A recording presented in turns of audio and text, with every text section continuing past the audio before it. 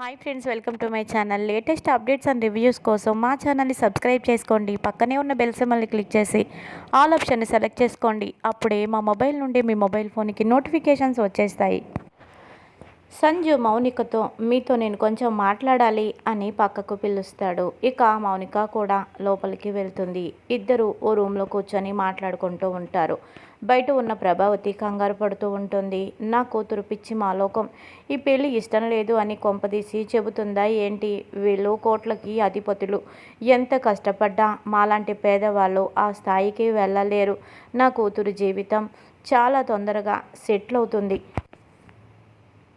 మంచి స్థాయిలో నా కూతురు బతుకుతుంది. కానీ తన తెలివి తక్కువతనంతో ఏం చేస్తుందో ఏమో అని కంగారు పడుతూ ఉంటుంది. ఇక తర్వాత మౌనికని చూసి సంజు, ఎలాగైనా ఈ పెళ్ళి జరగాలి. దీన్ని పెళ్లి చేసుకొని నా పగ సాధించాలి. ఈ పెళ్ళి ఎట్టి పరిస్థితుల్లో ఆగకూడదు. అలా ఆగకుండా ఉండాలి అంటే ముందు దీనికి కొన్ని నేను నిజాలు చెప్పి ఇది పూర్తిగా నన్ను నమ్మేటట్టు నేను చేసుకోవాలి అని అనుకుంటాడు సంజు. ఇంకా తర్వాత మీరు నాతో ఏదైనా మాట్లాడాలా అని మౌనికని అంటాడు. ఇక మౌనిక, అదేంటి మీరే నాతో మాట్లాడాలని చెప్పి పిలిచారు కదా అని అంటే, అవును, కానీ నువ్వు కూడా నాతో ఏదైనా చెప్పాలనుకుంటే చెప్పు, పర్వాలేదు అని అంటే, ఏమీ లేదు అని మౌనిక అంటుంది. నేను మీతో 2 విషయాలైతే చెప్తాను అని అంటాడు. అది ఏంటి అని అనుమానంగా చూస్తూ ఉంటుంది మౌనిక.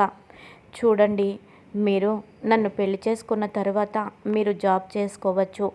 అలాగే జాబ్ చేసుకున్న వచ్చే శాలరీ మొత్తాన్ని మీరు మీ పుట్టింటికి ఇవ్వచ్చు. దాని గురించి నేనేమీ మాట్లాడను. అలాగే ఇంకొక విషయం, నువ్వు లేని దానివి, మేము ఉన్నవాళ్ళం అన్న తేడా ఎప్పుడూ చూపించద్దు.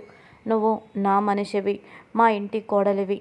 మా మనిషిగా అయిపోయినప్పుడు ఈ భేదభావాలన్నీ నువ్వు చూపించద్దు అని అంటాడు. ఇక ఈ 2 మాటలు చెప్పడంతో మౌనిక సంతోషపడుతుంది. ఇంకా తర్వాత అలాగే మౌనికను పరిశీలనగా చూసి, మొత్తానికి నా దారిలోకి కొంచెం కొంచెం వచ్చేటట్టు చేశాను. పెళ్ళయ్యేదాకా నేను ఇలాగే మంచిగా మాట్లాడి నమ్మించాలి అని అనుకుంటూ ఉంటాడు. ఇంకో విషయం నీకు చెప్పాలి అని అంటాడు. ఏంటండి అది అని అంటుంది. ఏం లేదు, నేను మన ఇద్దరికి ఇలా పెళ్లి ముహూర్తం పెట్టించకముందు ఓ అమ్మాయితో మా నాన్న పెళ్లి సంబంధం కుదిర్చాడు. ఆ అమ్మాయిని నేను ఇష్టపడ్డాను అని అనగానే, ఇంకా ఆ అమ్మాయి పెళ్లి సమయానికి వేరే అబ్బాయిని ప్రేమించి పెళ్లి చేసుకొని అతనితో వెళ్ళిపోయి నన్ను మోసం చేసింది.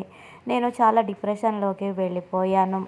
ఇక తర్వాత నేను చనిపోవాలనుకున్నాను, లేదంటే తనని చంపాలనుకున్నాను. ఇదంతా కూడా నాకు చాలా బాధ కలిగించింది. ఆ తర్వాత నేను అర్థం చేసుకున్నాను, తనకిష్టమైన అబ్బాయిని పెళ్లి చేసుకుంటే నేను ఎందుకు ఇంతలా బాధపడాలి అని నా మనసుకి నేను సర్ది చెప్పుకున్నాను. ఆ తర్వాత ఆ కోపం, ఆ బాధ 2 కూడా పోయాయి. అమ్మాయి పెళ్ళికి ముందే ఈ విషయం నాతో చెప్పుంటే సరిపోయేది కదా. నేనే తను ప్రేమించిన అబ్బాయితో దగ్గరుండి పెళ్లి చేసేవాడిని కదా. కానీ తను అలా చేయలేదు. నన్ను మోసం చేసింది అన్న బాధ కొన్ని రోజులు నన్ను వెంటాడింది. ఆ తర్వాత నువ్వు ఆఫీస్కి వెళ్తుంటే నేను చూశాను. నిన్ను చూడగానే మొదటిసారి నేను ప్రేమలో పడ్డాను. అలా నీ వెనక బాగా ఫాలో అయ్యేవాడిని. రాను రాను నీ మీద ప్రేమ రెట్టింపైంది. నా జీవితం నీతోనే పంచుకోవాలనిపించింది. తరువాత నాకు అర్థమైంది, మా నాన్నగారు చూసిన ఆ సంబంధం, ఆ అమ్మాయి మీద కేవలం ఇష్టపడ్డాను, అది ప్రేమ కాదు అని తెలిసింది. కానీ నీ మీద నిజమైన ప్రేమ అని నాకు అనిపించింది అని చెప్పగానే ఇక మౌనిక మురిసిపోతుంది. ఇంకా తర్వాత తాంబూలాలు తీసుకోవడానికి అందరూ కూడా హాల్లో కూర్చుంటారు. ప్రభావతి నా కూతురు ఏం చెప్తుందో, ఇప్పుడు సంజుతో మాట్లాడింది, పెళ్ళి ఇష్టం లేదని చెబుతుందా ఏంటి అని కంగారు పడుతూ ఉంటుంది. కానీ మౌనిక నవ్వుకుంటూ వచ్చి హాల్లో కూర్చుంటుంది.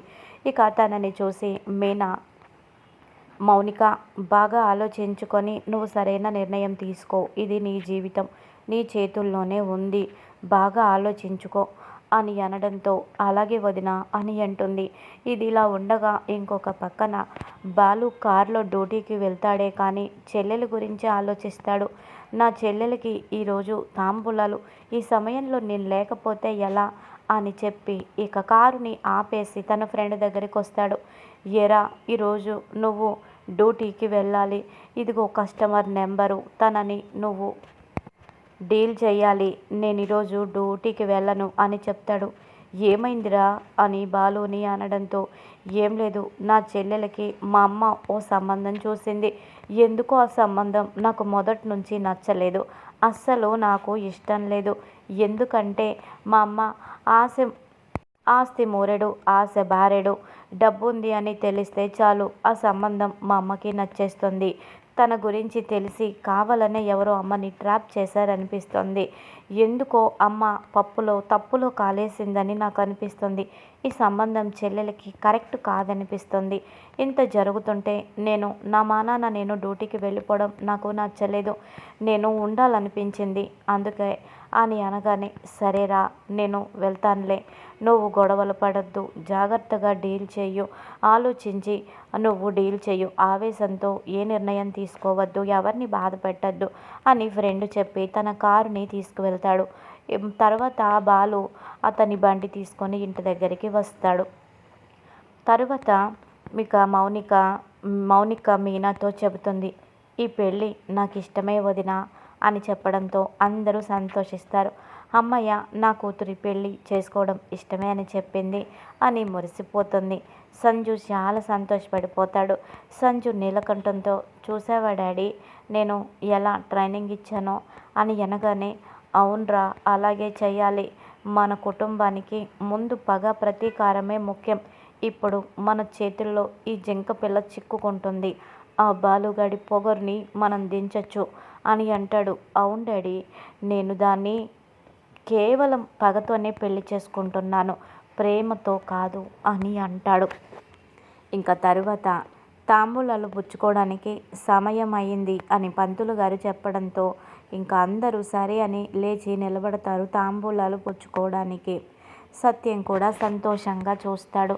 నా కూతురే ఈ పెళ్ళిని ఇష్టపడినప్పుడు ఇంకా తర్వాత నేను చేసేదేముంది, పైగా మంచి సంబంధం అని ప్రభావతి చెప్పింది, నా కూతురుకు కూడా అబ్బాయి నచ్చాడు, ఆలోచించడానికి ఏమీ లేదు అని చెప్పి తను కూడా సంతోషంగా ఉంటాడు.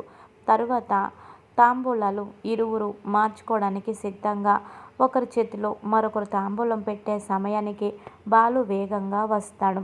వచ్చి, ఈ పెళ్ళి జరగడానికి వీల్లేదు అని అంటాడు సంజుని చూడగానే. ఏంటి, పెళ్ళి జరగడం నీకు ఇష్టం లేదా అని అంటే, అవును, నాకు ఇష్టం లేదు, ఇలాంటి వాడికి ఇచ్చి నా పెళ్ళిని చెయ్యాలా, నువ్వు ఈ సంబంధం చూసినప్పుడే అనుకున్నాను ఇదొక దిక్కుమాలిన సంబంధం అని, ఇవి కుటుంబం ఎలాంటిదో మీకు తెలీదు, అసలు వీడు మంచివాడు కాదు, నా కంఠంలో ప్రాణం ఉండగా ఇలాంటి వాడికి ఇచ్చి నా చెల్లెల్ని పెళ్లి చెయ్యాలా, అస్సలు ఈ పెళ్లి జరగడానికి వీల్లేదు, ఇక్కడి నుంచి పోండి అని చెప్పి ఇక నీలకంఠం చేతిలో ఉన్న తాంబూలాల పళ్ళాన్ని తీసుకొని నేలకేసి విసిరి కొడతాడు బాలు. ఇక తరువాత అది చూసిన ప్రభావతి, ఏంట్రా మాటలు, ఎందుకు ఇలా చేస్తున్నావు, నీకు ఇష్టం వచ్చినట్టు ఎందుకు ఇలా చేస్తున్నావు, శుభమా అంటూ పెళ్లి జరుగుతుంటే ఈ పెళ్ళిని ఆపుతావా, తాంబూలాల పళ్ళాన్ని నేలకి విసిరి కొడతావా అని చెప్పి ప్రభావతి అంటూ ఉంటుంది.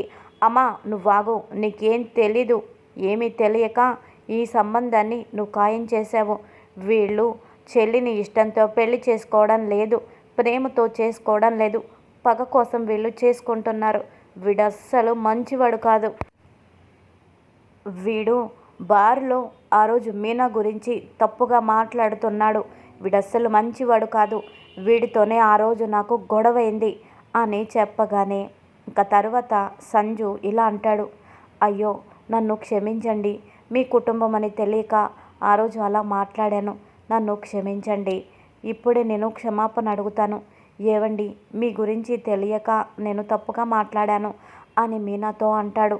బాలు మాత్రం, ఏంట్రా ఇంకా తప్పు చేసింది కాకుండా సారీ అని చిన్న మాట చెప్పేసి నా చెల్లిని పెళ్లి చేసుకోవాలనుకుంటున్నావా, మర్యాదగా ఇక్కడి నుంచి వెళ్ళిపోలేదో ఏం చేస్తానో నాకే తెలీదు అని అనగానే ఇక తరువాత మౌనికతో, మౌనిక గారు, మీరేనా చెప్పండి, అలా ఆ రోజు నేను ఎందుకు ప్రవర్తించానో చెప్పండి అని అనడంతో, మౌనిక, నీకేం తెలీదు, నువ్వు మధ్యలో మాట్లాడద్దు అని బాలు అంటాడు. ప్రభావతి, అసలు ఏం జరుగుతుందిరా, ఏంటిదంతా అని అనగానే వీడు అస్సలు మంచివాడు కాదు, వీడు ఓ అమ్మాయిని ప్రేమించాడు, ఆ అమ్మాయి పెళ్లి చేసుకోపోయేసరికి తన మీద యాసిడ్ మొహం మీద పోయాలనుకున్నాడు. ఆ సమయంలో మీనా వచ్చి వీడికి బాగా బుద్ధి చెప్పింది. అది మనసులో పెట్టుకొని మీనా గురించి తప్పుగా మాట్లాడారు. వీడు పెళ్లి చేసుకోవాల్సింది ఎవరినో కాదు, శృతినే, రవి పెళ్లి చేసుకున్న అమ్మాయినే. తన గురించే ఇంత చేశాడు. ఇప్పుడు మన కుటుంబం మీద కక్ష సాధించడం కోసం మళ్ళీ నీతో పెళ్ళి అంటూ డ్రామాలాడుతున్నాడమ్మా అని మౌనికతో అనగానే మౌనిక, అన్నయ్య చాలన్నయ్య చాలు, ఇప్పటి వరకు నువ్వు మాట్లాడింది చాలు. ఏం జరిగిందో అంతా నాతో సంజు గారు చెప్పారు. తనతో ప్రేమ గురించి, పెళ్లి దాకా వెళ్ళిన విషయం గురించి అంతా చెప్పారు. ఆ తర్వాత తను అన్నయ్యతో వెళ్ళిపోవడం ఇదంతా కూడా సంజు నాకు చెప్పారు. నన్ను మోసం చేయాలన్న ఉద్దేశం ఆయనకి ఉంటే ఈ విషయాలన్నీ నాకు చెప్పేవారు కాదు. కానీ అవన్నీ చెప్పి నన్ను ఒప్పించే ఈ పెళ్లి చేసుకుంటున్నారు. అయినా సంజుని నేను పెళ్లి చేసుకుంటాను. సంజు ఎందుకు అలా చేశాడో అంతా నాకు చెప్పిన తర్వాత నేను ఇంకా అపార్థం చేసుకోలేను అన్నయ్య అని ఇంకా మౌనిక చెప్పడంతో బాలు, అమ్మ నీకు తెలీదమ్మా, వీడు మంచివాడు కాదు అని అనగానే, అన్నయ్య నాకు అన్నీ తెలుసు, అన్నీ తెలిసే పెళ్ళికి నేను ఒప్పుకుంటున్నాను. ఆయన్ని దయచేసి ఒక మాట కూడా మాట్లాడద్దు, ఆయన్ని నువ్వు బాధ పెట్టద్దు అని మౌనిక అనడంతో బాలుకి ఏం చేయాలో తెలియక చెల్లికి సర్ది చెప్తూ ఉంటాడు. సంజు మాత్రం నవ్వుకుంటూ ఉంటాడు.